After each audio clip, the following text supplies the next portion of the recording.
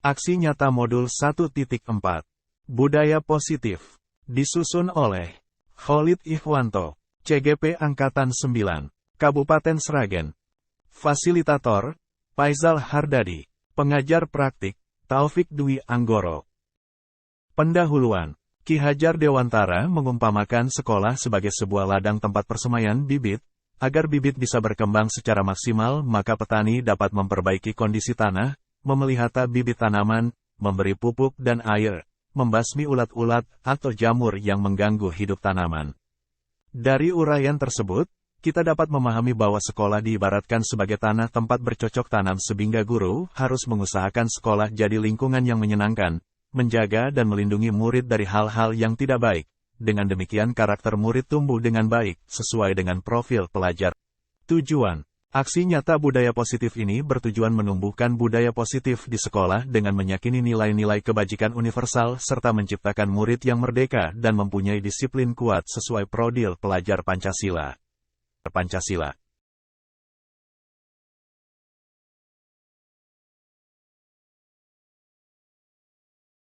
Assalamualaikum warahmatullahi wabarakatuh.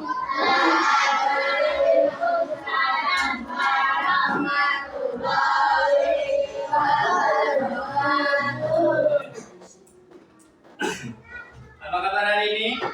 Baik. Oke, hari ini kita akan membuat yang namanya keyakinan kelas. Ada keyakinan kelas?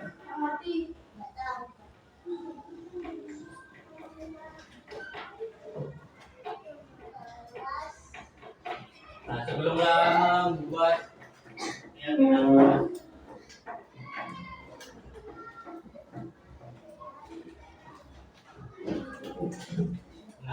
nanti akan ada dua. Yang pertama adalah harapan kelas.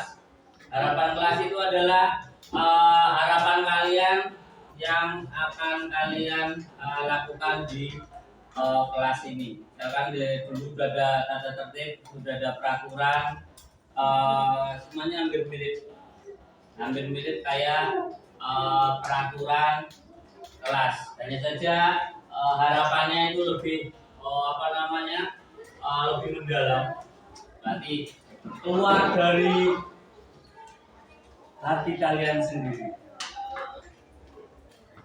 Ya, nah, harapan itu kalian di kelas ini inginnya kelas ini seperti apa? Nah, itu adalah harapan kalian. Nanti masing-masing bisa kalian tulis. Contohnya, aku ingin datang tepat waktu, ingin cateringnya enak, ataupun ingin nggak dijahili teman. Nah, itu adalah salah satu contoh harapan kelas, ya.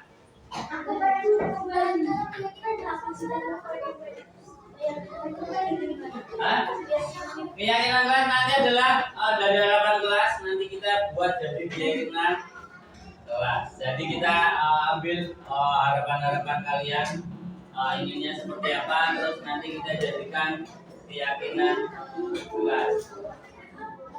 Ini oke,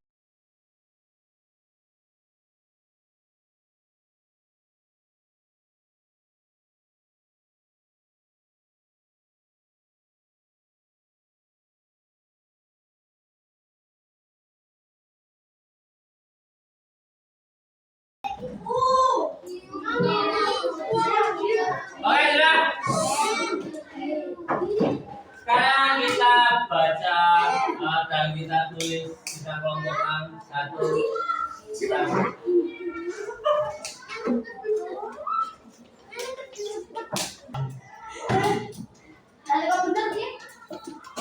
Oke, sekarang kita kelompokkan.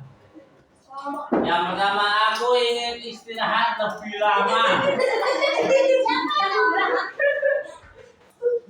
Nanti sebelum teman-teman belum istirahat, kamu istirahat dulu. Apa bisa kita tulis? waktu istirahat panjang. Terus yang kedua, aku pengen ekonomi kelas teratur. Gimana ini maksudnya? Ekonomi kelas teratur berarti apa kendaraan ini?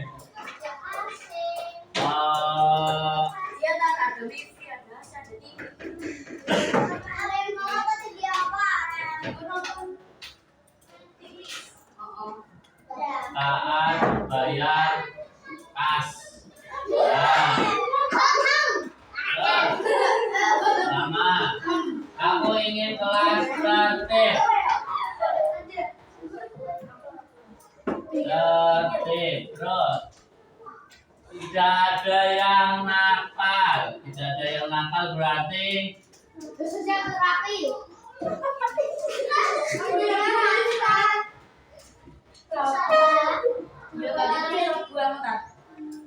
menghargai teman. Aku mau kelas tidak berisik. Kalau tidak berisik berarti tertib dan nah, terus semoga kalian menjadi murid-murid yang baik, cerdas dan nurut kepada guru. Sama, tertib, tenang, menghargai boleh. Aku ingin tidak dijahili lagi. Sama, berarti menghargai. Aku ingin kelasku bersih. Kelas bersih. Moga-moga pas ini tidak ada yang nakal dan mendapatkan kualitas yang baru. Sama, menghargai. Tidak ada yang nakal. Sama. Kelas bersih. Yo. Kelas menjadi lebih baik. Kelas ini tidak ada yang nakal. Sama. Ingin menjadi kelas hebat, pintar, damai dan tertib. Komplit ini. Menjadi damai. Damai itu berarti kita bisa jadi disiplin.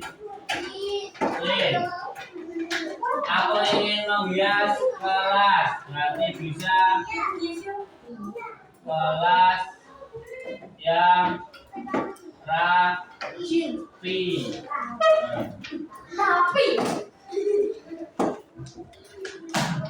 Kelas rapi dan nyaman. Terus, ini yang terakhir.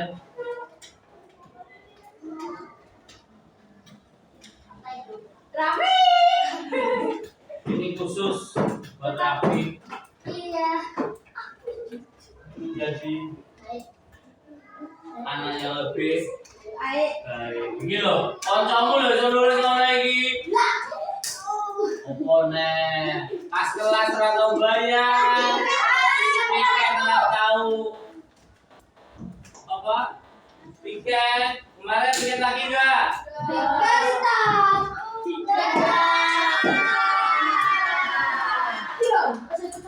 Ya, ya.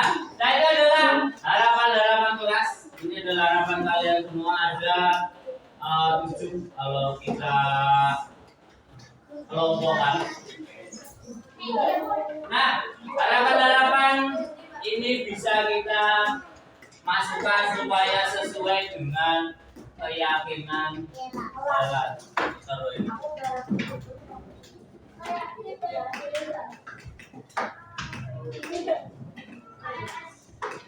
Yang pertama, apa perlu kita tambahkan? Kita uruskan supaya yang menjadi prioritas yang ada di atas. Yang mana dulu? Itu yang mana? Itu semua ini dibahas. Yang nomor berapa dulu? Kita tulis.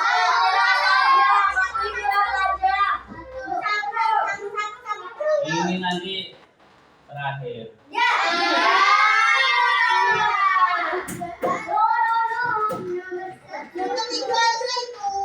Ya. kelas tertib dan nah terus nomor 2 kelas rapi dan nyaman.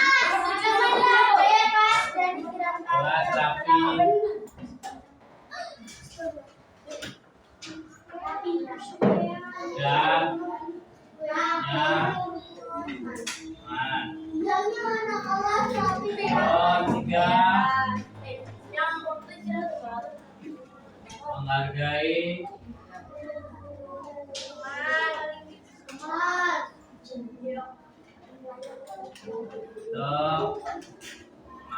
Terus kelas nanti nih kelas menjaga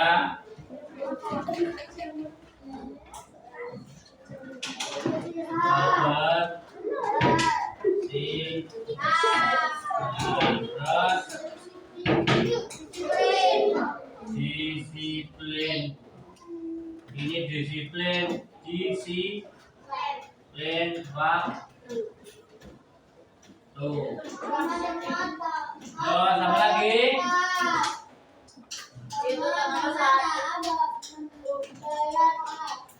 Taat bayar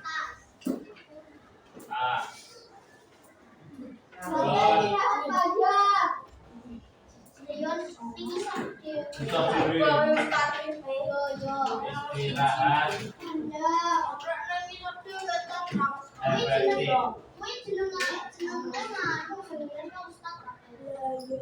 Ya, yang penting kan tulis semua. Nah, efektif ya sesuai. Misalkan sudah waktunya istirahat dan ketika istirahat juga kalian melakukan kegiatan-kegiatan yang berguna.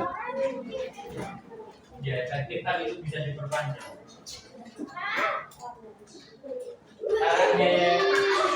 Nah, terus ini adalah keyakinan kelas. Sudah ada 7 keyakinan kelas. Nanti Ustaz cetakan. Nanti akan kita tempel dan di bawahnya akan ada tanda tangan kalian masing-masing. Tanda tangan ada berapa? 20 lebih. Ada tanda tangan. Dan nanti kalau kalian sudah tanda tangan berarti kalian sudah menyepakati keyakinan sudah kelas terbentuk. Tinggal kita semuanya harus menjalankan kelas tertib dan tenang. Berarti nanti kalau di dalam kelas tidak boleh rame. Ketika dalam pelajaran saya ngomong gak usah teriak.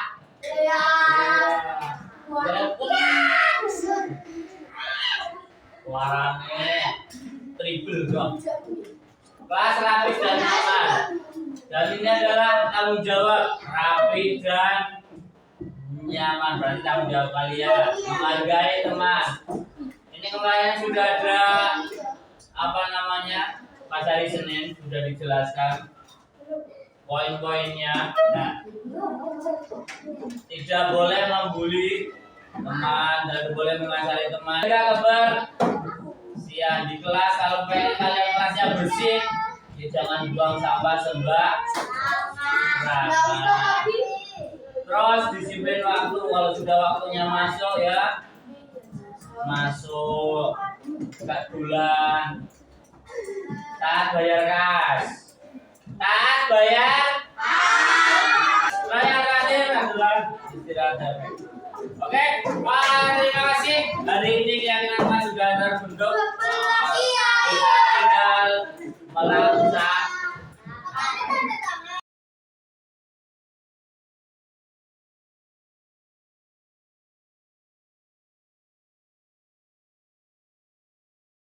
Assalamualaikum warahmatullahi wabarakatuh. Alhamdulillah, alhamdulillahirobbilalamin. Wassalatu wassalamu ala asyrofil anbiya'i wal mursalin wa ala alihi washabihi ajma'in. Terima kasih waktunya teman-teman untuk pada siang hari ini sudah bersedia hadir di forum ini. Di sini mungkin sudah kenal semua. Sebelumnya saya memperkenalkan diri kembali. Nama saya Khalid Irwanto, calon guru penggerak angkatan 9 dari Kabupaten Sragen. Saya di sini ingin menyebarkan pemahaman dan penerapan pengalaman budaya positif. Ini adalah salah satu salah satu tugas dari aksi nyata modul 1.4. Jadi nanti ada untuk aksi nyata kita diharuskan untuk penyebaran pemahaman dan penerapan pengalaman tentang budaya positif. Jadi di sekolah penggerak, di guru penggerak itu ada yang namanya budaya positif. Kalau di guru penggerak mungkin ada beberapa kata atau ada beberapa istilah-istilah yang baru. Jadi di guru penggerak itu istilah-istilahnya kalau teman-teman besok mengikuti pendidikan guru penggerak, kata-katanya itu anti mainstream. Jadi kata-katanya kalau kalian baru dengar saja nih kata-katanya apa maksudnya, tapi maksudnya sebenarnya sama, tapi hanya permainan kata saja. Konsep inti budaya positif ada beberapa yang nanti akan saya sampaikan. Yang pertama adalah perubahan paradigma belajar. Yang selanjutnya kebutuhan dasar manusia. Yang ketiga itu keyakinan kelas. Yang keempat disiplin positif. Yang kelima motivasi perilaku manusia. Yang selanjutnya segitiga restitusi, nilai-nilai kebajikan dan posisi kontrol guru. Jadi ada beberapa yang kita sampaikan, ada 1, 2, 3, 4, 5, 6, 7, 8. Ada 8 materi yang akan saya sampaikan kepada teman-teman semua. Dan dari ke-8 materi ini, kalau di LMS pendidikan guru penggerak itu ada di modul 1.4.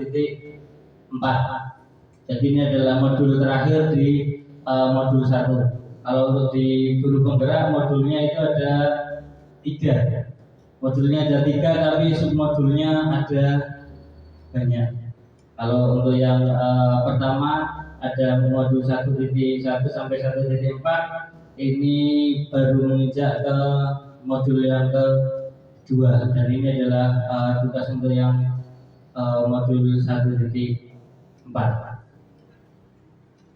Nah, pembelajaran dengan paradigma baru. Pembelajaran dengan paradigma baru merupakan pembelajaran yang dirancang berdasarkan prinsip pembelajaran berdiferensiasi, sehingga para peserta didik belajar sesuai kebutuhannya berdasarkan tahap perkembangan sesuai teori psikologi modern untuk mewujudkan profil pelajar Pancasila. Jadi pembelajaran paradigma baru, kalau kita dulu ada mengenal pembelajaran berpusat pada guru, ada juga pembelajaran yang berpusat pada peserta didik atau pada murid. Nah, mungkin kalau ketika kita dulu waktu SD, mungkin pembelajarannya masih paradigma lama. Jadi pembelajarannya masih berpusat kepada guru. Jadi guru itu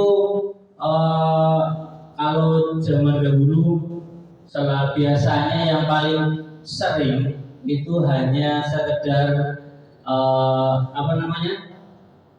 di depan kelas menerangkan, menjelaskan, melaku menjelaskan, menerangkan, ya cuman seperti itu saja.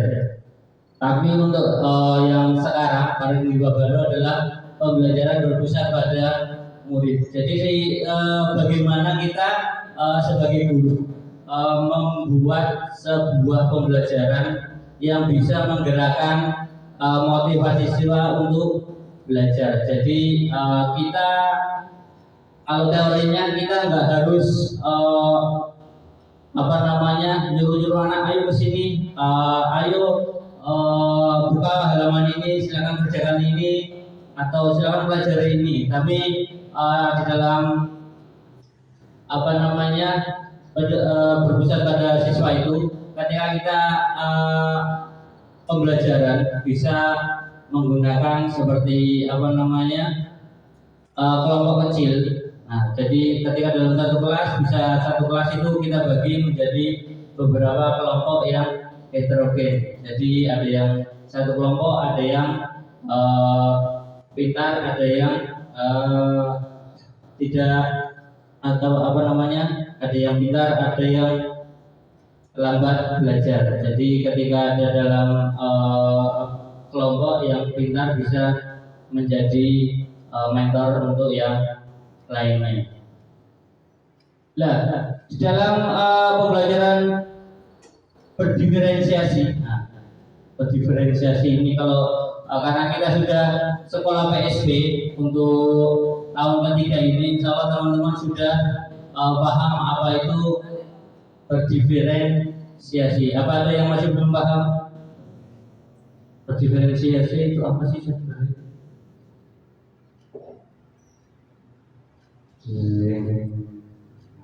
Terus dunia apa kira-kira? Pembelajaran yang berdiferensiasi, berpusat pada murid. Terus yang lainnya?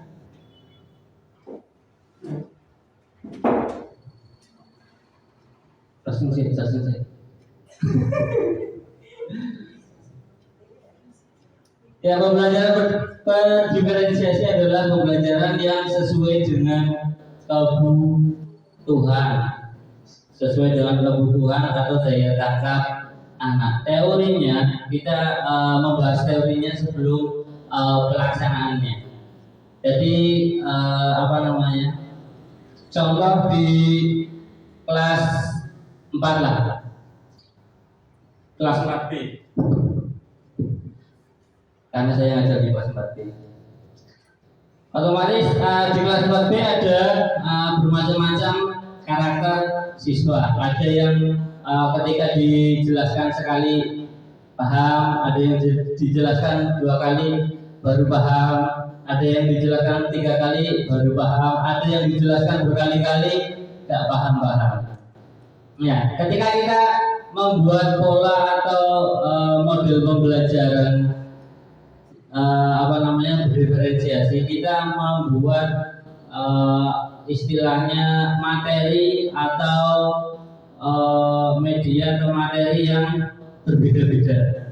Contohnya materinya niken kalau materi yang lain otomatis berbeda.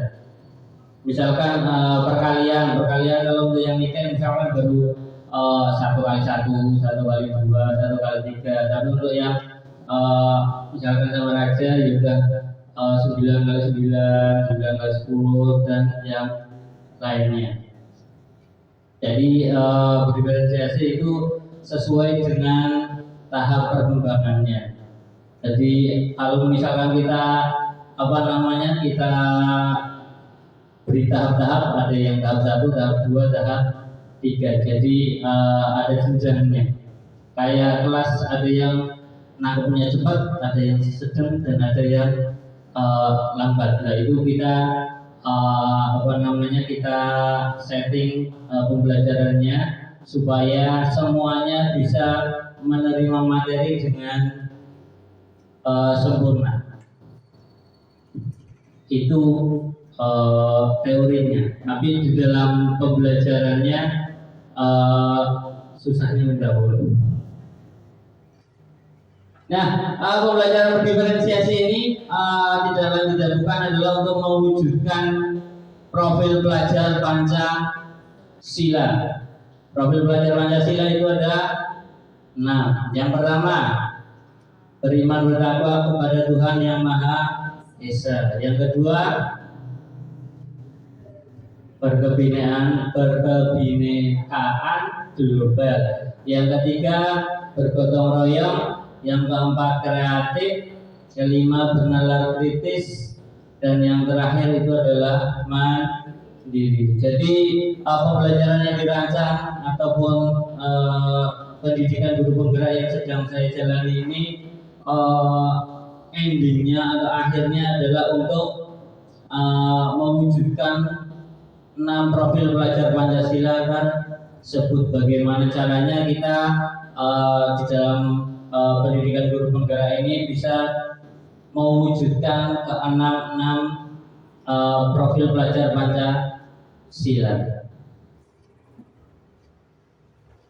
Nah, ini ada beberapa gambar miskonsepsi tentang teori kontrol. Ya, teori kontrol di oponnya gitu. Nah, di situ ada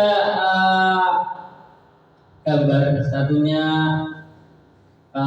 orang, terus depannya juga orang, tapi orang yang di belakang itu seperti mengontrol pergerakan yang ada di depannya. Jadi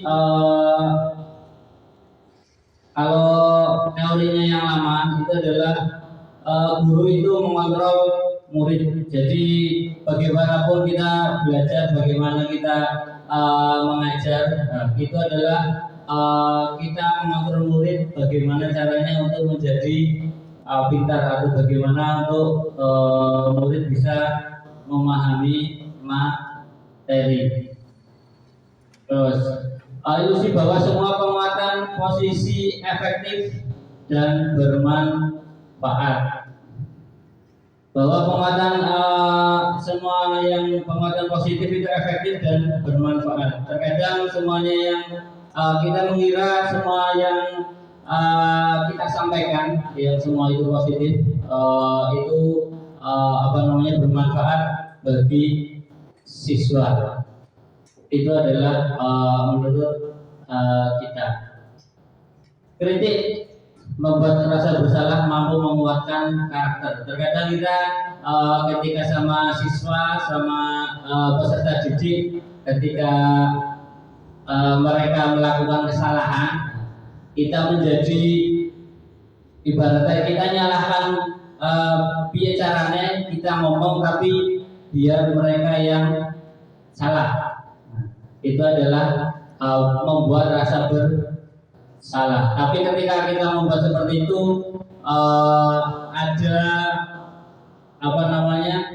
ada beberapa yang memang bisa menjadi positif, tapi banyak yang menjadi negatif.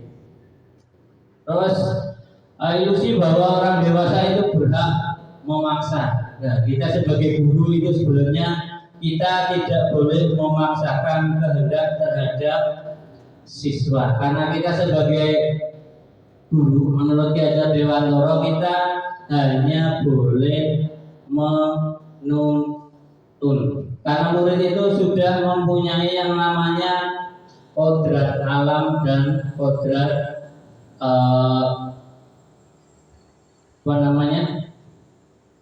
kasih tahu. Ya, itulah. Ada dua yang kodratnya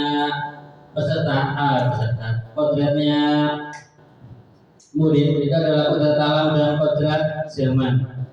Kodrat alam itu adalah bawaan, seperti sudah dari lahir biasanya ada anak-anak yang ketika pembelajaran matematika uangnya lerang, tapi ketika SBDB suruh gambarnya wapi, nah, itu adalah salah satu namanya kodrat alam. Sebenarnya anak-anak itu sudah mempunyai kodrat alam yang sudah ada ketika dia lahir, dan kita sebagai guru hanya melihat atau menemukan kodrat alam itu dan menuntunnya untuk membuat kodrat alam itu menjadi lebih baik. Jadi kita hanya menuntun anak bagaimana caranya kita bisa membuat anak itu, misalkan anak itu sudah kelihatan wah anak ini pintar ini dalam seni, ya, berarti kita tugasnya kita menuntun untuk dia lebih baik dalam hal seni ataupun kadang wah ini apik dalam kalau kita kan ada yang seni, ada yang grafik, ada yang komputer ataupun yang lain-lain. Jadi kodratnya kita atau tugasnya kita adalah untuk menggiring mereka atau menuntun mereka ke dalam atau dalam kodratnya mereka. Kalau misalkan mereka itu pintarnya seperti itu, kita nggak boleh pintarnya dalam melukis atau kesenian. Kita nggak bisa maksa harus pintar dalam matematika atau pintar dalam IPS ataupun yang lainnya. Kalau dalam menurut Ki Hajar Dewantara pembelajarannya seperti itu. Kita hanya berhak untuk menuntun dan menuntunnya juga itu harus step by step. Jadi kita juga tidak boleh memaksa. Ketika wah ini pintar, ayo kamu harus bisa ini, harus pintar, harus jadi seperti ini. Nah, itu tidak boleh dan itu tidak dianjurkan. Nah, mengubah paradigma stimulus respon ke pendekatan teori kontrol. Nah, di sini ada beberapa stimulus respon dan teori kontrol. Stimulus respon itu adalah respon kita dalam suatu kejadian. Di situ ada realitas atau kebutuhannya kita sama. Tapi menurut teori kontrol itu adalah kebutuhan kita berbeda. Menurut kita, wah ini padahal saja nih kita bodoh ini kebutuhannya, tapi ternyata kebutuhannya berbeda. Semua orang melihat hal yang sama. Ya, semua orang kemungkinan misalkan di dalam ruangan ini, ketika melihat ke depan responnya, teman-teman ini melihat ke objek yang sama, tapi setiap orang memiliki gambaran yang berbeda. Kalau dari luar memang kelihatan, wah iya pas ini melihat ke dalam ketika dalam satu forum kelihatan fokus. Tapi menurut cara kontrol, walaupun kelihatan melihat yang sama, tapi setiap orang memiliki gambaran yang berbeda. Terus selanjutnya kita mencoba mengubah orang agar berpandangan sama dengan kita. Nah, itu adalah responnya kita ketika ada orang yang berbeda. Kita berusaha untuk mengubah cara pandang orang tersebut supaya sama dengan kita. Tapi menurut kontrol itu kita berusaha memahami pandangan orang lain tentang dunia. Jadi ketika ada orang lain berbeda pandangan, berbeda pendapat, kita hanya boleh untuk memahami pendapat mereka. Perilaku buruk dilihat sebagai suatu kesalahan. Ya, memang kalau stimulus responnya terkadang kalau anak-anak melakukan kesalahan atau perilaku yang jelek, misalkan ngomong jelek, terus gangguin temennya. Tapi mungkin itu mereka melakukan itu ada tujuannya. Mungkin di rumah ketika dia gangguin temennya, di rumah nggak mendapatkan perhatian orang tua, misalkan, atau nengmo yang dicuekin, sekarangmu simpennya beli mangan sinau turu, mungkin seperti itu. Nah, itu semuanya nanti juga ada kita bahas di belakang. Orang lain persiapan kurang, yang lainnya kurang, seperti menang. Yang penting kita sudah bisa untuk berpikir optimis. Nah, disiplin positif. Nah, tadi udah yang pertama adalah perbuatan positif. Ini adalah namanya disiplin positif. Disiplin berasal dari kata disiplina yang artinya belajar. Disiplin mengacu pada disiplin diri sendiri, memiliki tanggung jawab terhadap apa yang dilakukannya berdasarkan nilai-nilai yang diyakini. Jadi biasanya untuk kata-kata serapannya kita kalau di dalam guru penggerak serapannya tingkat tinggi. Kemarin saya konsultasi sama pengajar praktek, memang bahasanya tingkat tinggi semua. Disiplin positif merupakan salah satu cara penerapan disiplin yang bertujuan untuk menumbuhkan kesadaran serta memberdayakan peserta didik tanpa imbalan penghargaan atau lewat ancaman atau hukuman. Jadi dalam kegiatan disiplin positif ini adalah merupakan tujuan penerapan disiplin yang bertujuan menumbuhkan kesadaran serta memberdayakan peserta didik tanpa imbalan. Jadi kalau dalam teorinya kita menerapkan disiplin yang tujuannya untuk memberdayakan peserta didik. Jadi kita disiplinnya kita dalam pembelajaran untuk semata-mata hanya untuk peserta didik. Sebagai pendidik, tujuan kita adalah menciptakan peserta didik yang memiliki disiplin diri, sehingga mereka berperilaku mengacu kepada nilai-nilai kebajikan universal dan memiliki motivasi intrinsik dalam perubahan perilaku ke arah yang lebih baik.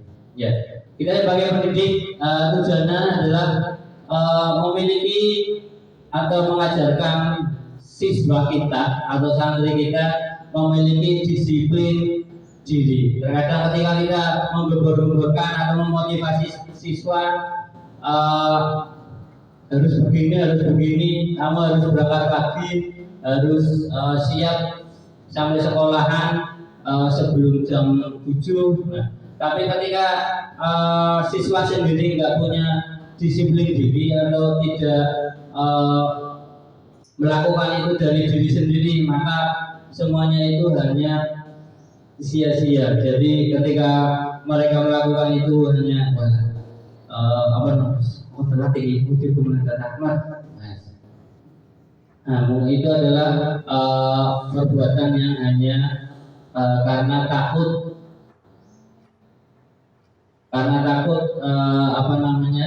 hukuman, bukan karena disiplin diri.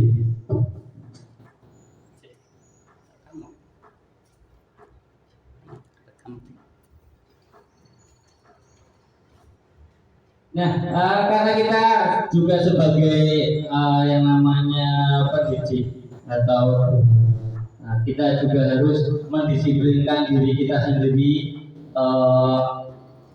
Kita harus memberi contoh kepada siswa kita. Jadi ketika kita memberi contoh, kita tanpa memaksa, siswa bisa melihat dan meniru, karena siswa itu bisanya melihat, meniru, dan melakukan.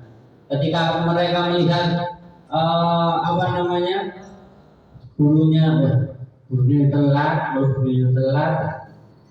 terus akhirnya mereka meniru, melakukan. Mas, ya aku belum kelasnya kok sih main. Tadi uji naik kantor, tadi uji istirahat.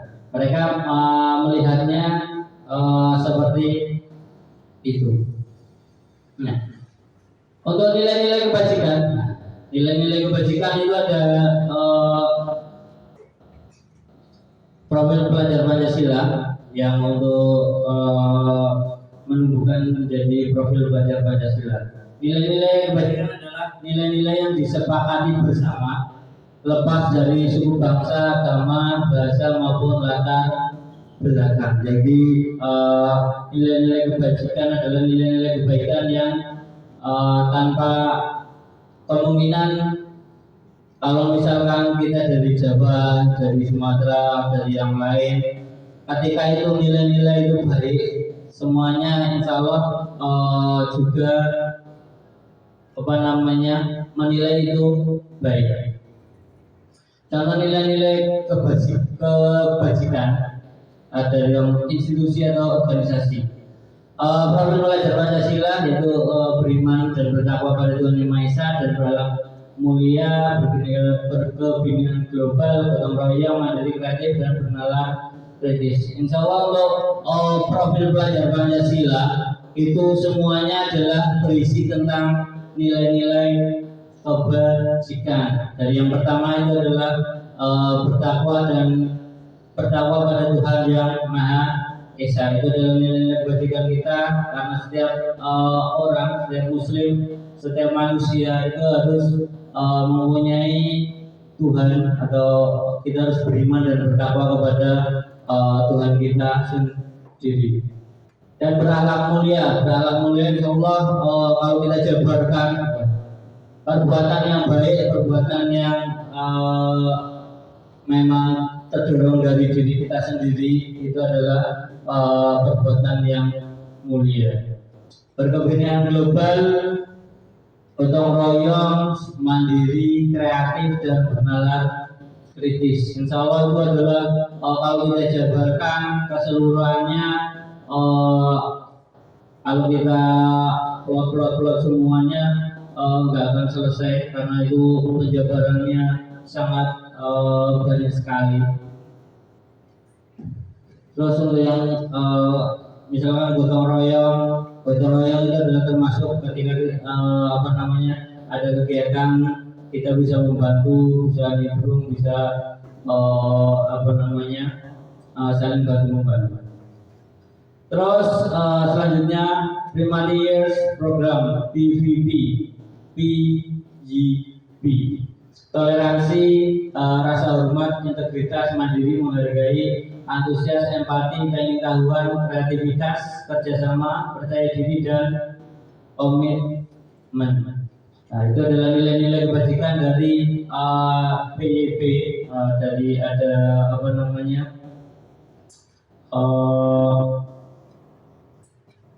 dari punya siapa kemarin lupa. Pokoknya untuk toleransi itu adalah nilai kebajikan. Kalau misalkan kita bertoleransi kepada orang lain adalah suatu kesalahan, berarti itu adalah bukan termasuk nilai kebajikan. Rasa hormat, kita juga selalu menghormati orang lain, itu adalah merupakan juga nilai kebajikan. Integritas juga integritas kita sebagai guru juga merupakan nilai kebajikan. Mandiri, menghargai, antusias, empati, keingin-tahuan, kreativitas, kerjasama, percaya diri dan komitmen, itu adalah semuanya nilai-nilai kebajikan. Yang terakhir adalah life skill atau keterampilan hidup, dapat dipercaya, lurus hati, pendengar yang aktif, tidak merendahkan orang lain, dan memberikan yang terbaik dari diri sendiri. Kebutuhan dasar manusia. Kebutuhan dasar manusia adalah segala sesuatu yang kita lakukan untuk mendapatkan apa yang ingin kita inginkan. Seluruh tindakan yang kita lakukan memiliki tujuan tertentu, dan semua usaha terbaik yang kita lakukan adalah dalam rangka agar kebutuhan dasar kita terpenuhi dengan baik. Ya. Manusia itu sebenarnya mempunyai kebutuhan dasar yang harus dipenuhi. Kalau menurut teori itu ada 5. Kalau menurut teori itu ada 5 kebutuhan dasar. Yang pertama itu adalah bertahan hidup, yang kedua kasih sayang, yang ketiga penguasaan, yang keempat kebebasan, dan yang terakhir adalah kesenangan. Yang bertahan hidup, kita sebagai manusia, kebutuhan dasar utama kita adalah kebutuhan bertahan hidup. Bertahan hidup itu meliputi pakaian, makanan, pakaian, tempat tinggal, keamanan, dan kesehatan. Itu adalah kebutuhan pertama kita untuk bertahan hidup. Kalau untuk yang semuanya itu ada 5. Untuk yang pertama itu adalah kebutuhan bertahan hidup, itu adalah untuk diri sendiri, pengakuan diri sendiri. Kalau untuk yang keempatnya itu adalah untuk pengakuan dari orang lain. Yang kedua itu adalah kasih sayang. Kasih sayang itu rasa diterima, dipedulikan, berbagi, kerjasama, atau menjadi bagian dalam kelompok. Yang ketiga, penguasaan. Penguasaan itu meliputi harga diri, keinginan untuk dianggap, memimpin, berprestasi, diakui, dan didengar. Kebebasan itu ada mandiri, memiliki pilihan, mencoba hal yang baru, mampu mengendalikan arah dirimu. Kesenangan itu bermain, humor, antusiasme, dan tertawa. Jadi semua 5 kebutuhan hidup ini murid-murid kita itu semuanya mempunyai. Jadi yang pertama itu bertahan hidup itu sudah pasti. Jadi itu adalah yang utama. Yang kedua, kasih sayang. Kasih sayang mungkin kita lihat anak-anak itu terkadang mereka melakukan tindakan-tindakan yang minta diperhatikan atau minta perbuatan yang misalkan biar dilihat gurunya. Nah, itu adalah salah satu cara mereka mendapatkan perhatian atau kasih sayang atau merasa dipedulikan. Aku nek memiliki aku di dicedai guru, dicedai Pak Guru. Itu mungkin adalah salah satu cara mereka untuk mendapatkan kasih sayang. Kenapa itu bisa terjadi? Kemungkinan di rumah bisa mereka tidak mendapatkan itu. Jadi mereka mencari kebutuhan itu di sekolah. Sama seperti penguasaan, harga diri, keinginan untuk dianggap. Nah, ini kalau kita lihat dari yang kemarin-kemarin, anak-anak kita banyak yang kebutuhan penguasaannya di rumah itu tidak tercapai, dan akhirnya mereka membuat itu di sekolah. Jadi terkadang ada kalau yang di dalam kelas anaknya menangan diri, gak ini wani sing guru ya kanca-kancane. Nah, itu adalah salah satu kebutuhan penguasaan. Kebebasan adalah untuk mandiri, memiliki pilihan, mencoba hal yang baru, mampu mengendalikan arah diri. Nah, kebebasan juga kalau kita lihat anak-anak kita di sini juga banyak sekali. Kenapa mereka melakukan itu? Pengen ini jajal sing anyar, misalkan di belakang gedung Aisyah ada pohon yang miring naik ke atas. Jajal kita nek dijot-jot penak iki. Kayak ayunan jot-jot. Nah, itu adalah mencoba hal yang baru. Nah, yang paling terakhir adalah yang paling anak-anak kita cari di sekolahan. Karena ketika sudah ketemu teman itu bermain, guyon, tertawa, harus lost ibaratnya.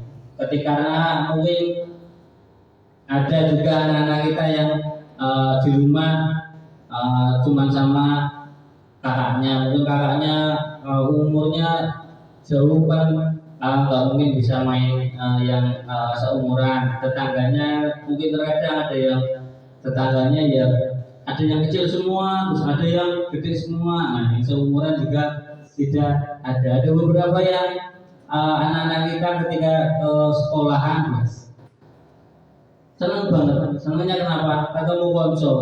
Ketemu konco apa, Mas? Ketemunya ya main, guyon. Pokoknya ya kebutuhan-kebutuhan yang mereka tidak dapat di rumah, mereka bisa dapatkan ketika bertemu dengan teman. Nah, tapi ketika kebutuhan ini tidak kita nggak kita kontrol, nanti menjadi kebutuhan yang negatif, ke arah yang negatif.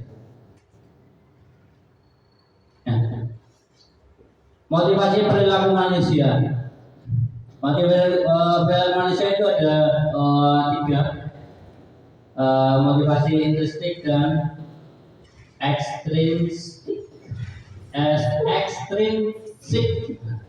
Kalau intrinsik itu dari diri kita sendiri, kalau X itu dari pihak luar. Yang pertama itu untuk menghindari ketidaknyamanan atau menghindari hukuman. Terus yang selanjutnya untuk mendapatkan imbalan atau penghargaan dari orang lain. Untuk yang terakhir adalah untuk menjadi orang yang mereka inginkan dan menghargai diri sendiri dengan nilai-nilai yang mereka percaya. Jadi ketika ada perilaku yang menyimpang atau ketika anak melakukan kesalahan, mungkin mereka bisa dilihat motivasinya apa, kira-kira dari hukuman untuk mendapat imbalan atau penghargaan. Terkadang mereka melakukan kesalahan supaya bisa diakui. Jadi mereka nek anteng-anteng gatel pengennya yo sekolah. Nah, itu adalah untuk mendapatkan penghargaan dari orang lain. Mungkin teman kita yang PSI lebih paham. Dan menjadi orang yang mereka inginkan menghargai diri sendiri dengan nilai-nilai yang mereka percaya. Itu adalah untuk yang motivasi yang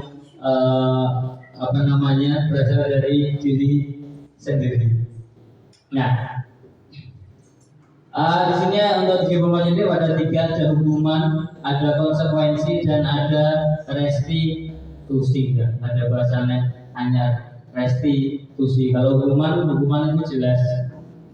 Hukuman itu sifatnya tidak terencana atau tiba-tiba. Murid tidak tahu apa-apa yang terjadi atau tidak dilibatkan, bersifat satu arah, dan terakhir berupa hukuman fisik atau psikis. Kalau konsekuensi itu adalah terencana atau disepakati sesuai peraturan. Murid dapat dibuat tidak nyaman jika guru selalu memonitor murid. Ya, yang terakhir ini adalah restitusi. Proses menciptakan kondisi bagi murid untuk memperbaiki kesalahan. Ada proses kolaborasi yang mengajarkan murid untuk mencari solusi sendiri. Nah, ini adalah hukuman, konsekuensi, dan restitusi. Kalau untuk restitusi sendiri, kalau untuk hukuman dan konsekuensi, kayaknya teman-teman sudah paham yang mana yang hukuman, yang mana yang konsekuensi. Bedanya apa hukuman sama konsekuensi? Hukuman tidak terencana, konsekuensi terencana. Contoh di dalam di dalam kehidupan nyata. Contohnya, misalkan hukuman. Contohnya apa? Hukuman yang misalkan kita menghukum anak. Contohnya apa hukumannya?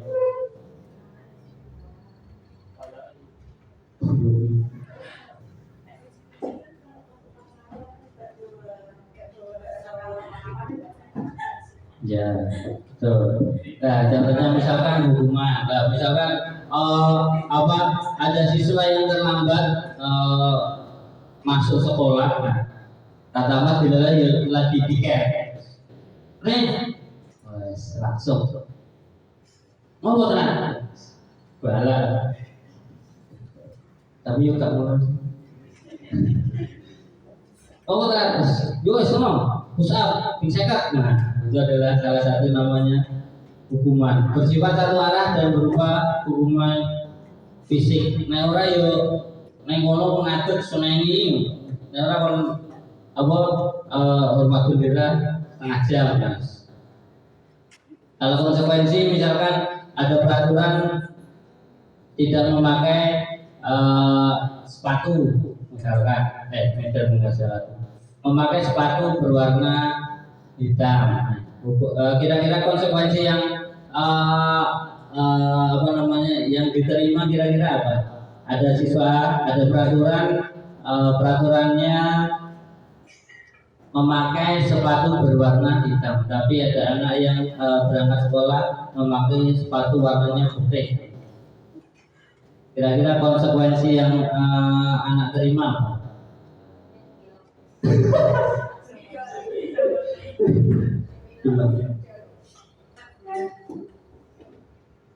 Kira-kira apa? Sita. Itu foto bayi bunga. Contohnya seperti itu. Konsekuensinya nanti mungkin bisa apa namanya?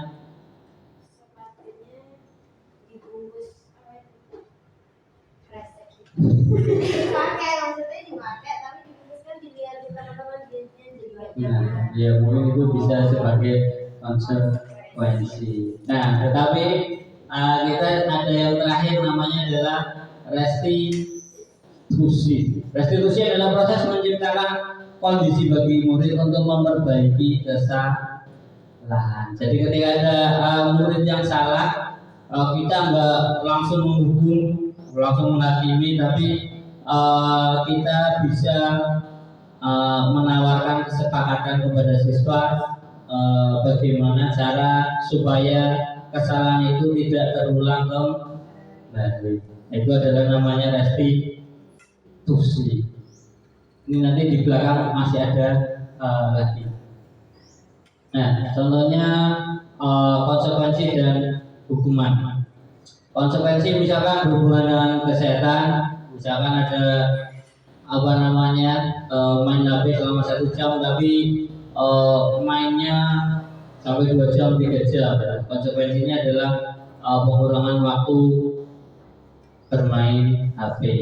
Mungkin untuk hukumannya tidak berhubungan dengan kesalahan, tidak boleh makan camilan favorit, misalkan ada sama masalahnya masih sama, mainnya HP-nya terlalu lama, tapi hukumannya tidak boleh makan camilan favorit, kan nggak ada hubungannya dengan bermain HP. Terus misalkan yang selanjutnya memberikan pengalaman belajar, itu adalah untuk konsekuensi. Ketika kita memberikan konsekuensi itu adalah untuk memberikan pengalaman belajar. Contohnya kalau misalkan apa namanya masih sama main HP terlalu lama, nah, mungkin kita bisa konsekuensinya membuat alarm untuk mengingatkan diri supaya tidak kebablasan. Kalau hukuman menulis di kertas 100 kali tidak akan melanggar lagi. Ini sering ini. Ini dulu saya dan teman-teman juga sering bocah kandangane angel sampai apa meja kursi coret-coret, meja kursi ceklek wes. Nek dulu sekali istighfar 100. Istighfar. Itu masih mending istighfar. Ada ya? Istighfar 100 kali. Sudah. Orang yang tambah mentah. Ya, kalau untuk konsekuensi itu adalah tetap menghargai anak, tidak membentak dan mengancam. Tapi untuk hukuman itu membentak, mengancam, menceritakan kesalahan anak kepada orang lain. Jadi kalau hukuman itu mesti dengan suara yang lebih keras.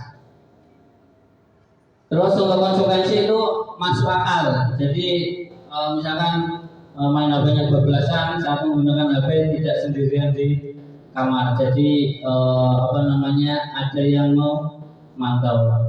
Tapi untuk hukuman apa ditempel di dinding atau meja makan agar tidak dibawa anak. Jadi kalau misalkan mereka sudah melakukan kesalahan, wes HP-nya kan buru kira-kira kan diambil oleh anak. Anak itu adalah salah satu model hukumannya. Nah, ini ada 1, 2, 3, 4, 5, 6, 7. Ada 7 kejadian, ada 7 kasus. Kira-kira yang hukuman yang mana, yang konsekuensi yang mana?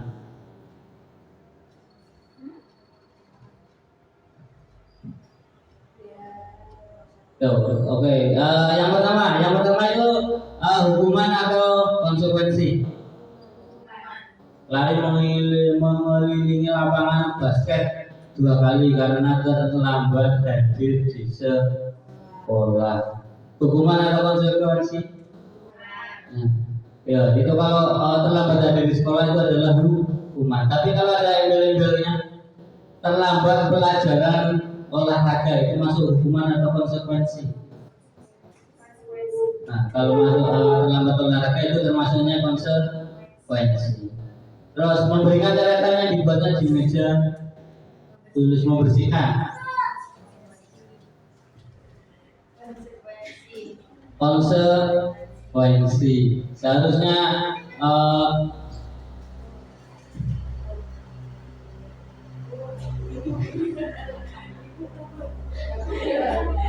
juga ibu juga.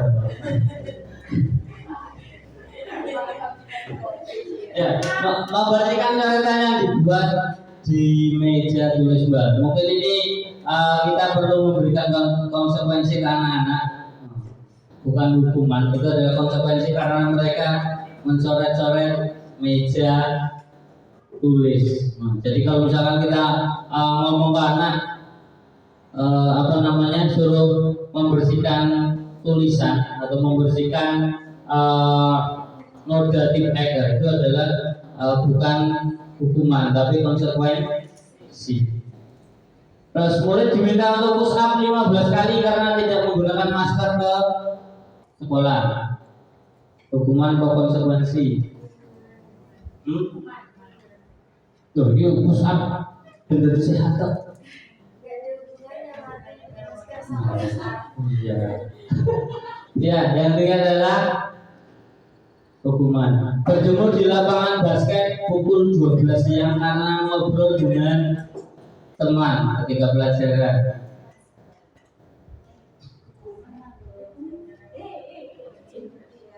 Berjemur di lapangan basket jam 12 sahawan karena ngobrol karo koncone. Ya, itu adalah hukuman. Terus yang selanjutnya, murid diminta bertelanjang kaki sepanjang hari karena tidak menggunakan sepatu warna hitam sesuai peraturan sekolah. Nah, yuk,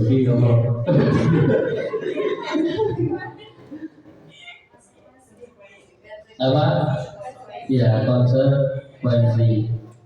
Berdiri di depan kelas sambil mengangkat kaki satu karena tidak bisa menjawab pertanyaan. Hukuman. Karena kenapa hukuman?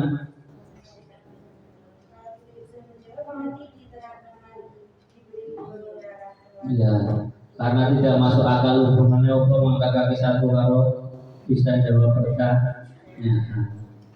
Membersihkan tumpahan air di meja tulis karena tersenggol pada saat belajar. Konsekuensi. Nah, 5 posisi kontrol guru. Jadi kita sebagai guru kita mempunyai 5 posisi kontrol. Ya, itu tadi yang ada hukuman apa tadi? Konsekuensi dan restitusi. Nah, dalam restitusi kita ada mempunyai 5 posisi kontrol. Ada yang menghukum, membuat merasa bersalah, teman, memanah, dan manajer. Kira-kira teman-teman di posisi yang mana?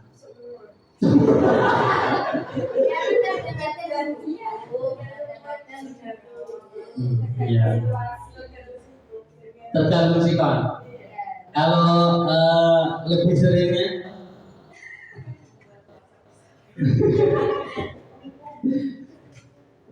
iya. Yang jaraknya pemantau dan manajer. Yang paling jarang. Yang paling jarang. Ya. Ya, itu ada 5 posisi kontrol. Itu adalah penghukum, pembuat rasa bersalah, teman, pemantau, dan manajer. Kalau penghukum ya seperti tadi. Kalau misalkan salah, bunta-bunta, ini push up, ya kayak kemarin itu. Ketika pelajaran, bocah enggak enak, nanti kok anakku. Ternyata jajan es. Akhirnya saya juga jadi yang paling atas. Penghukum sumur sisan. Ini masih SD, masih mending. Kalau kelasnya SMK harus tutup isi tos. Ya itu posisi penghukum dan membuat merasa bersalah. Itu sebenarnya dua posisi ini adalah dua posisi yang bukannya tidak boleh, tapi jangan menjadi opsi pertama kita ketika anak-anak melakukan kesalahan. Tapi terkadang ketika kita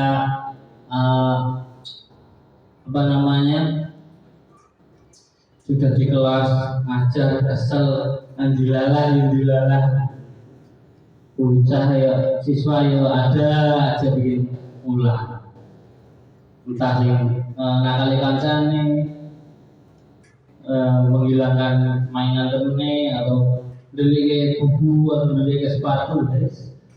Akhirnya secara tidak sadar kita menjadi posisi yang menghukum dan membuat. Yang paling sering adalah penghukum dan membuat rasa bersalah. Kalau yang saya biasanya paling sering yaitu penghukum. Jarang naik ke sini dan ke sini. Ini sebenarnya naik. Nah, ini adalah manajer, posisi yang paling tinggi ketika anak melakukan kesalahan. Sebisa mungkin kita menjadi manajer. Biasanya posisinya ini adalah Ustaz Santi. Biasanya kalau Ustaz Santi halus menang, harus ya wis ye. Endingnya ya ye.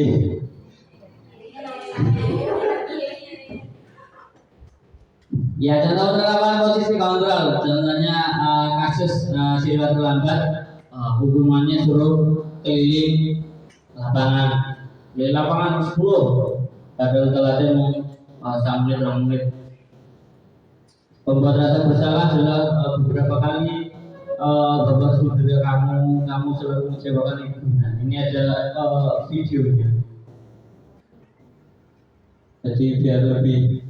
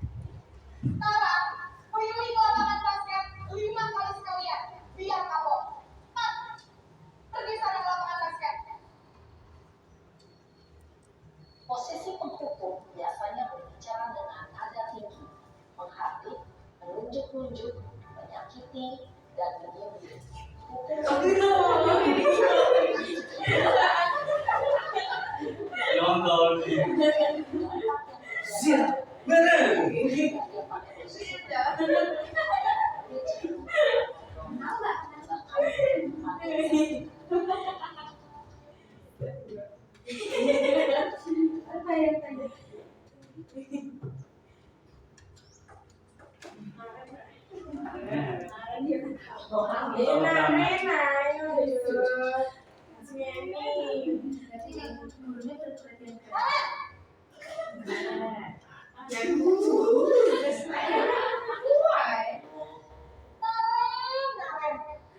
Kamu kenapa terlambat lagi, nak? Ya Tuhan, Naren. Saya seperti itu. Iya, betul. Saya ibu tidak bisa meminta kamu. Tuh, gimana ini?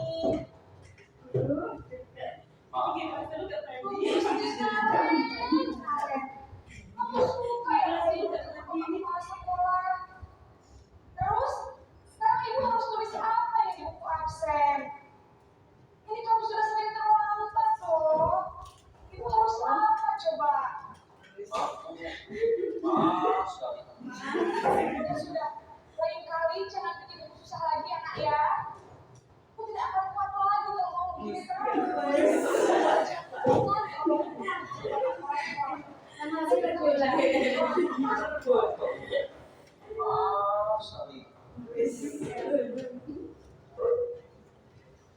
Posisi pembuat rasa bersalah berbicara dengan nada tenang, cenderung lembut, namun kata-kata yang diutarakan membuat murid merasa menjadi orang yang gagal, memandang buruk dirinya sendiri, merasa tidak berharga, dan tidak sanggup membahagiakan orang lain.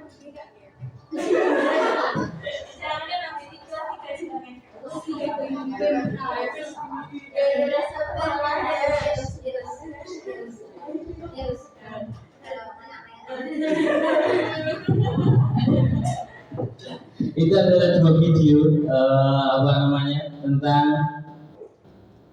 penghukum dan pembuat rasa bersalah. Enggak cocok.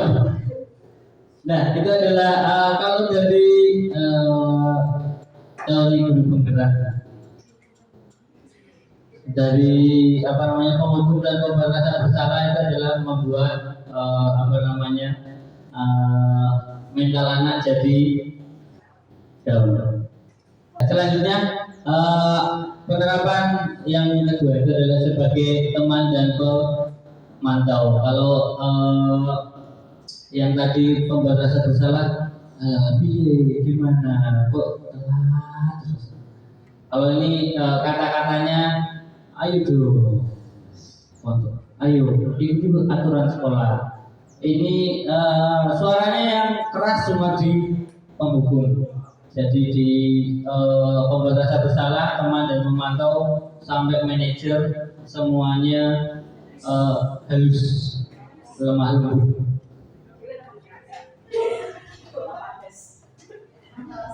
Lemah halus.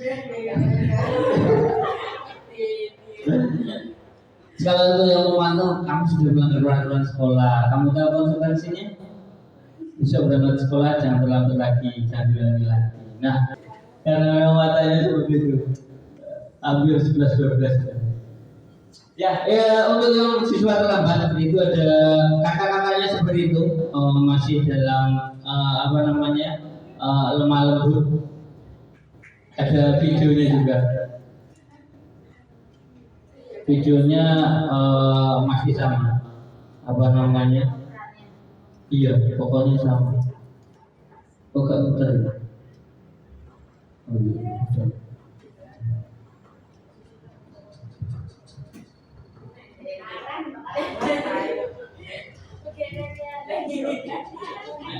Utamanya kita ini.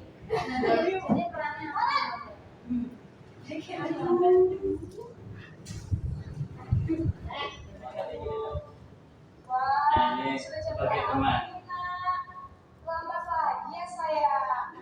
Iya Bu, habis Bu saya mengolokkan saya Bu. Kamu malah Jadi cara ngobrolnya kayak ngobrol baru ngobrol. Ternyata kamu yang paling kencang. Kok terlambat sih? Ya Bu, saya memang malam banget tadi. Jadi sangat kencang. Dan sudah sangat lagi ya. Jaga terlambat lagi. Bikin seneng ibu demi ibu. Bisa kan? Bisa Bu. Sudah sama masuk kelas. Bu beresin urusan absen kamu. Kamu ini Ada ada tes teman berarti saya. aman. dalam posisi menjaga suasana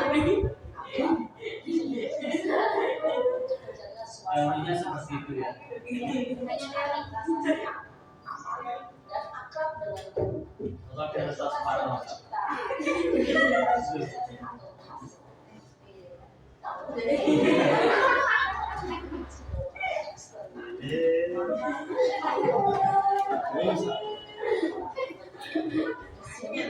absennya sehingga di lain waktu murid bisa berperilaku baik namun hanya kepada orang Kita jangan masih dipilihin dulu. Saya sini maksudnya apa ya? Wow. Posisi itu tiba. Isinya lama-lama.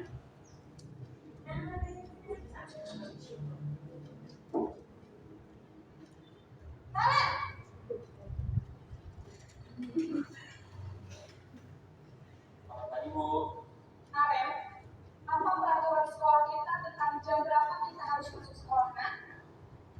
Nah, Kita harus di sekolah jam 7 Bu. ya betul. Sekarang sudah jam 7.20. Kalian sudah tahu konsekuensinya jika terlambat hadir. Paham Bu? Saya harus tinggal kelas pas jam istirahat selama 20 menit. Ya benar, konsekuensinya demikian. Jadi nanti jam 9.30 pas istirahat, kamu harus tinggal di kelas mengerjakan tugas tambahan untuk ketertinggalan kamu. Ya? Baik Bu. Posisi pemantau mengandalkan penghitungan atau data untuk mengontrol murid. Guru mengarahkan murid berdasarkan peraturan dan konsekuensi. Seorang pemantau menunjukkan bahasa tubuh dan ekspresi wajah yang datar dan satu formal.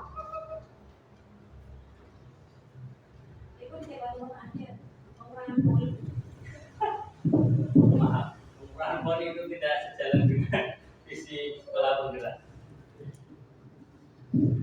Ya, yang selanjutnya itu adalah sebagai teman dan pemantau. Kalau untuk sebagai teman tadi ketika datang ngobrol, ya kayak ngobrol ngobrol sama temannya. Tapi efeknya dia akan bergantung atau ketika sama guru tersebut ya apik, tapi ketika sama guru yang lain yo waduh wae.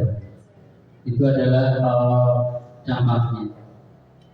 Nah kalau untuk yang pemantau itu apa namanya selalu melihat peraturan. Jadi ketika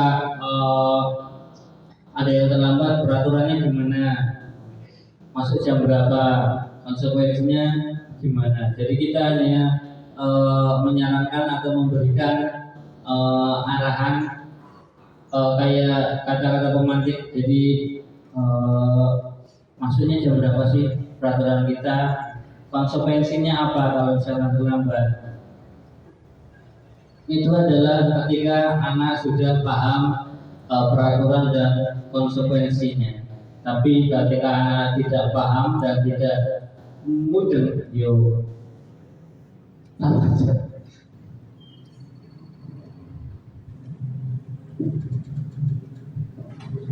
nah,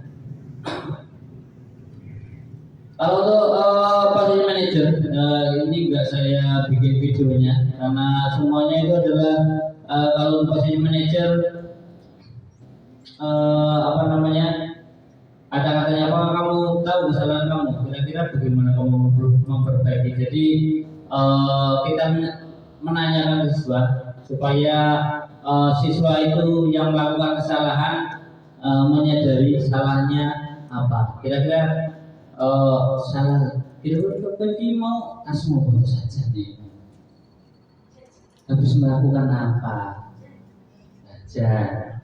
Ya kira-kira jajan kan juga salah, sudah ada kantin, sudah ada peraturan jam berjalan di luar. Nah, kira-kira gimana kamu memperbaiki kesalahan dengan jajan di luar? Kata-katanya seperti itu. Jadi kita menyarankan kepada siswa konsekuensinya seperti apa, siswa yang memahami situasi dan memberikan jalan keluar. Ya. Posisi kontrol apakah aku? Nah, ini ada beberapa kata-kata. Saya kecewa sekali dengan kamu. Ini kira-kira posisi kontrol yang mana? Kalau kata-katanya seperti itu. Ya. Saya kecewa sekali dengan kamu. Nah, itu adalah merasa bersalah.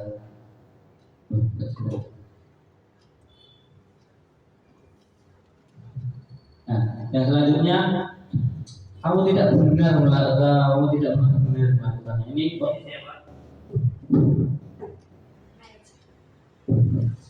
Iya, bukan.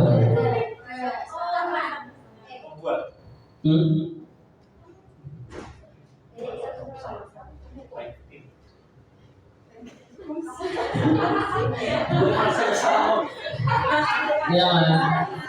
Merasa bersalah atau pembohong? Ya, bersalah. Apa rencana untuk menyelesaikan masalah ini? Ini apa ini? Manager. Nah ini, ya teman, sepuluh dewe. Nah, kalau tidak pernah mendapat nilai jika tidak mengerjakan tugas, biji itu, gue tidak mengerjakan tugas juga untuk nilai. Biji. Oke, apa ini?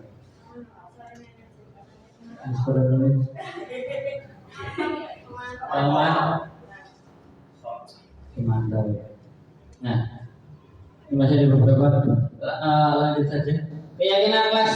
Nah, mengapa keyakinan kelas bukan peraturan kelasnya? Kita ada yang namanya peraturan kelas, ada nggak ini? Enggak ada.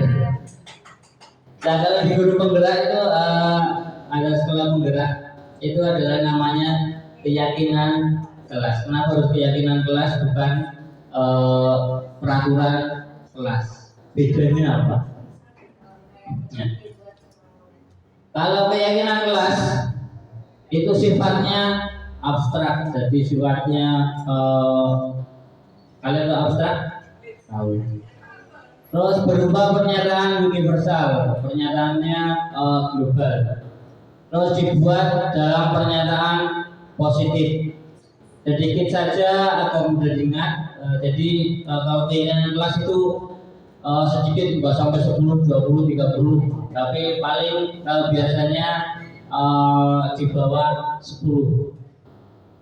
Sesuai dengan kondisi kelas dan sekolah sehingga mudah diterapkan.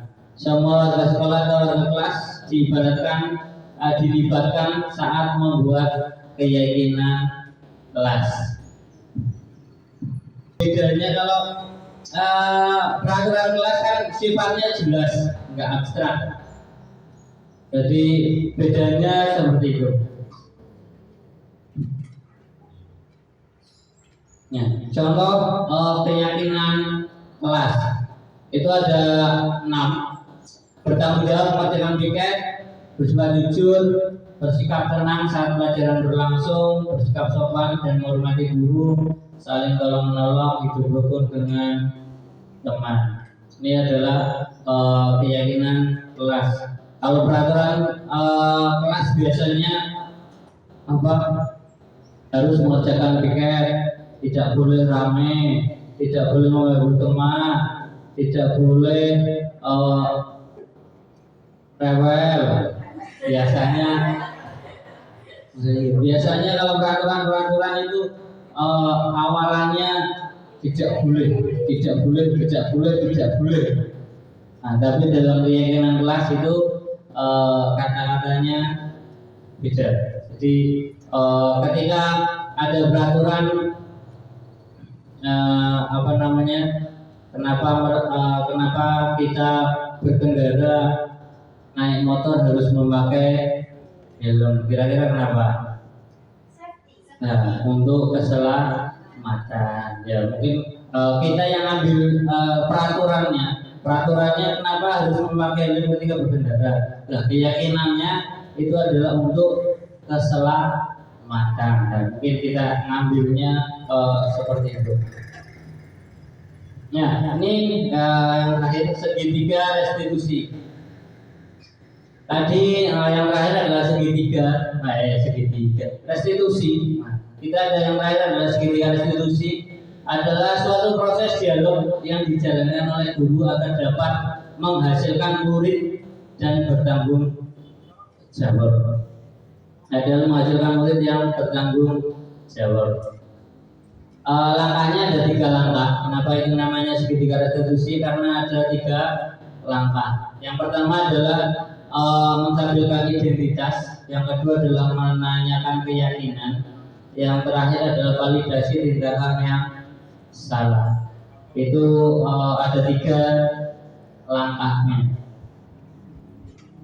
Menstabilkan identitas yaitu ketika ada berdasarkan prinsip membuat kesalahan adalah bagian dari proses pembelajaran. Jadi ketika ada siswa melakukan kesalahan, kita enggak langsung menghukum mereka, tapi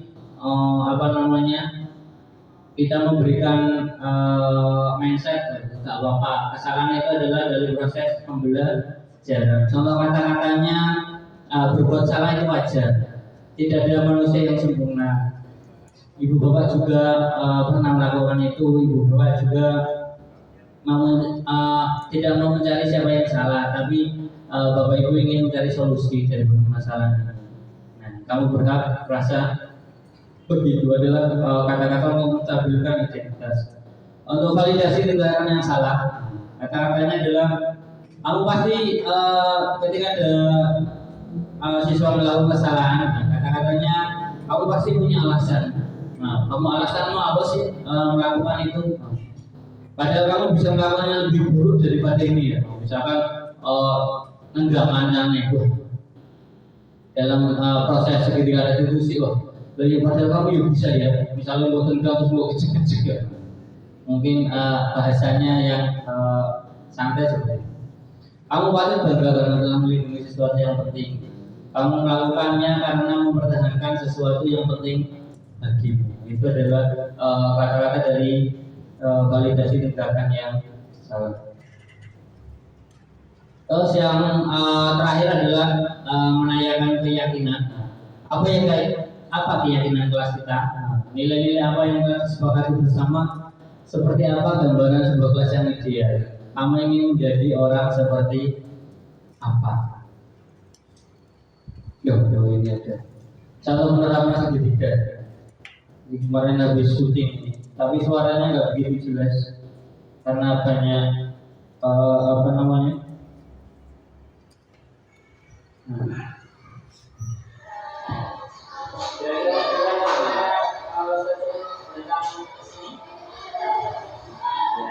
dari bagian kita dapat laporan dari tiket bahwa ini kamu tambah 30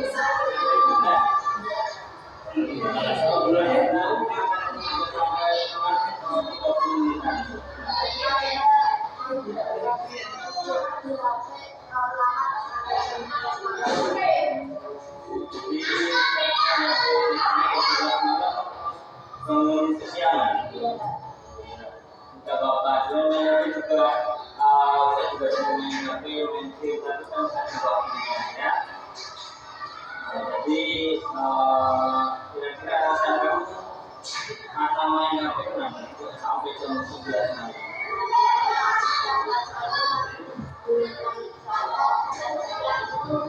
Aku habis sampai 4 jam.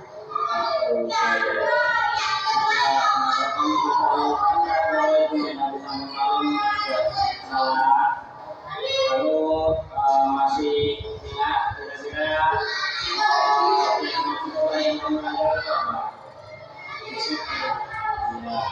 Jadi main apa itu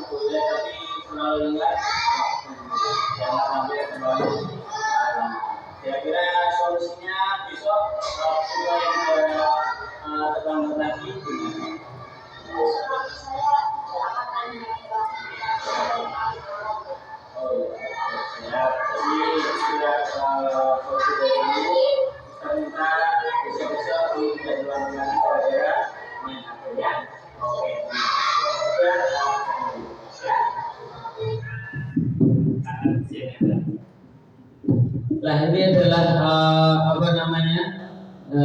contoh segitiga restitusi. Kemarin rekannya kita syuting sebagai manajer.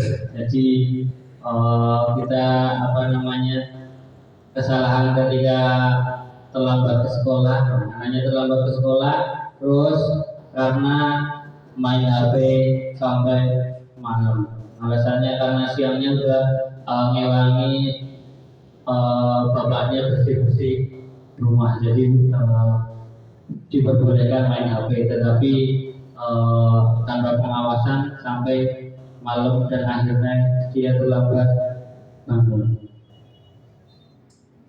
Nah, akhirnya penutup dalam menerapkan program disiplin positif, hendaknya guru memiliki standar kepribadian yang profesional dan sosial yang baik, di mana guru mampu merefleksikan diri dalam posisi kontrol saat ini, bagaimana perjalanan dirinya sebagai among atau manajer yang menuntun murid-muridnya menjadi insan yang mandiri, merdeka dan bertanggung jawab. Itu adalah standar nasional pendidikan. Jadi kita sebagai guru mudah-mudahan kedepannya standar kepribadian dan profesional kita meningkat, dan kegiatan atau sosial kita terhadap wali santri ataupun yang lain juga meningkat. Kita juga harus merefleksikan diri. Jadi ketika kita juga tidak lepas dari kesalahan, ketika kita belajar kita ada yang namanya kegiatan refleksi. Jadi kita merefleksikan kegiatan pembelajaran kita, kira-kira yang kurang di mana, yang salah di mana, plus minusnya di mana. Mungkin seperti itu. Terima kasih waktunya teman-teman, sudah 1 jam lebih sampai jam 3:30. Karena sudah sampai selesai, saya akhiri kegiatan hari ini dengan bacaan Alhamdulillah. Wassalamualaikum warahmatullahi wabarakatuh. Mau bertanya? Oh iya, ada pertanyaan. Sesi terakhir, 1 pertanyaan saja karena sudah sore. Ini sedangkan anak-anak kita kan macam-macam game. Ada yang mungkin sekali dinasihati udah nggak dapat lagi. Tapi ada anak itu yang udah dinasihati berkali-kali. Makanya kita udah menghukum juga berkali-kali, tapi itu mental terus.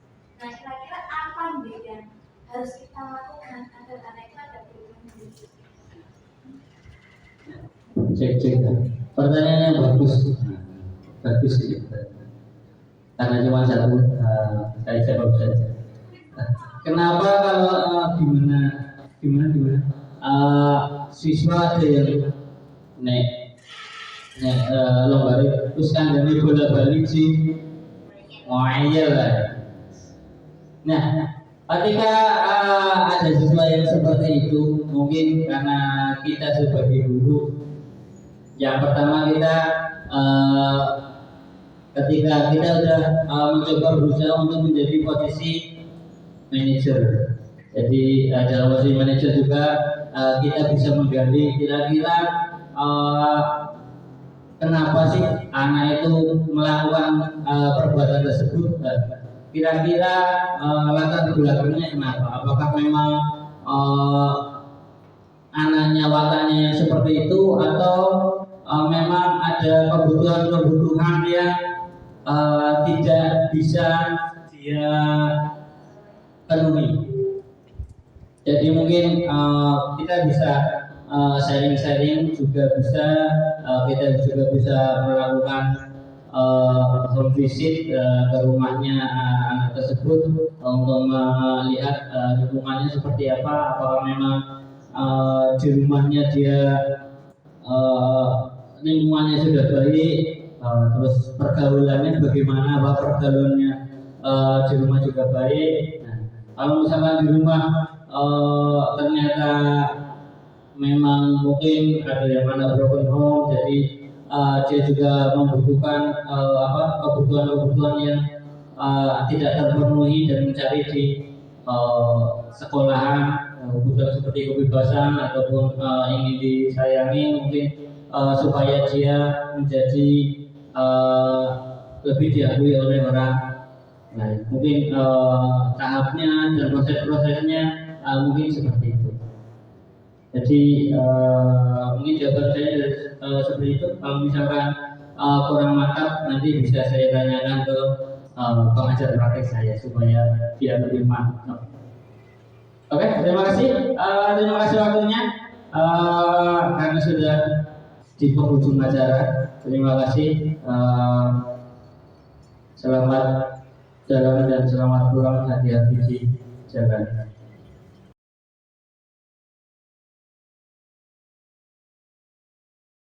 Assalamualaikum warahmatullahi wabarakatuh. Perkenalkan, nama saya Dwi Rahmawati, peserta pemaparan budaya positif oleh Bapak Khalid Ikhwanto. Melalui pemaparan yang telah disampaikan, saya lebih mengetahui budaya positif yang harus diterapkan kepada siswa. Bagaimana dapat menjadi manajer, pemantau, dan teman terhadap siswa. Dan jangan sampai kita menjadi guru yang membuat merasa bersalah dan penghukum untuk siswa. Terima kasih atas ilmu yang telah disampaikan. Wassalamualaikum warahmatullahi wabarakatuh. Assalamualaikum warahmatullahi wabarakatuh. Perkenalkan, nama saya Afwa, saya dari kelas 4B. Saya sangat senang karena diikut sertakan dalam membuat keyakinan kelas bersama Satpol. Karena di kelas sudah ada peraturan kelas, dan saya berharap dengan keyakinan kelas yang sudah dibuat bersama-sama, semoga kelas kita menjadi kelas yang kita harapkan dan impikan. Assalamualaikum. Saya Muhammad Rasyidra Abdul Zaki.